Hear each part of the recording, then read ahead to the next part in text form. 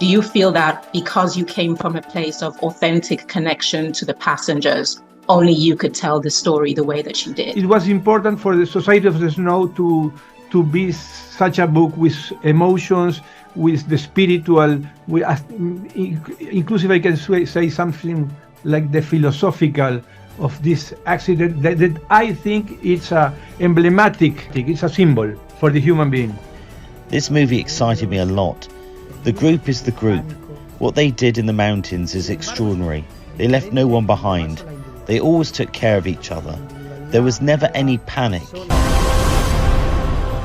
There's no one more Naiad than you. For 60 hours of constant swimming. But what I'm most afraid of is sharks and man-of-war. You really showed the psychological, almost harrowing journey for Diana, as well as the physical one.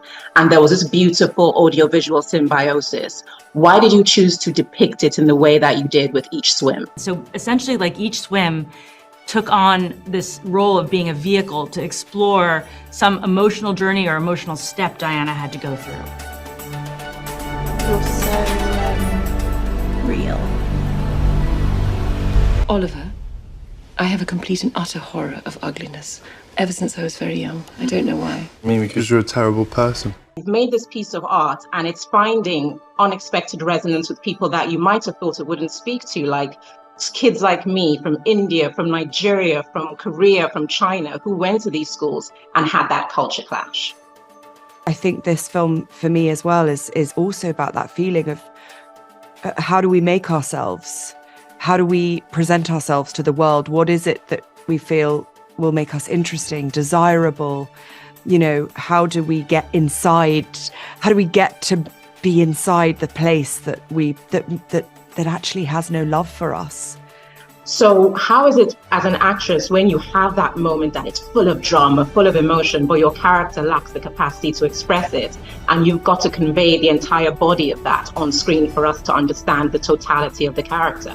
Thank you, because yes, that's you've said it all for me. That's exactly what was the interesting part of Elspeth, because she's, you know, I felt she was a woman who was emotionally anorexic in a way. Things just settled down and now y'all are making a movie. It's a very complex and human story. Is it harder to play a role where the margins of definition of the character are a bit more blurred? She's somebody who very much believes in her narrative of being like that she was a princess who fell in love, who found her prince and got married and grew up and had these children.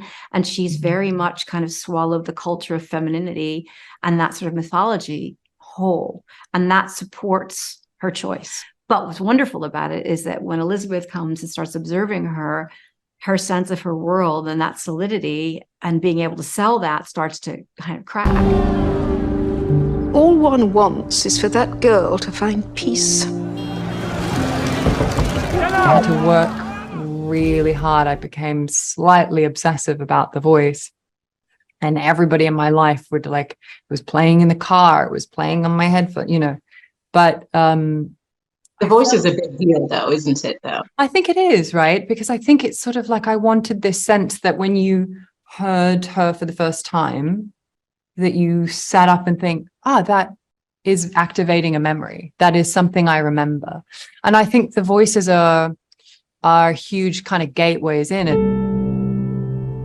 You know, I think that's been the story of my whole life.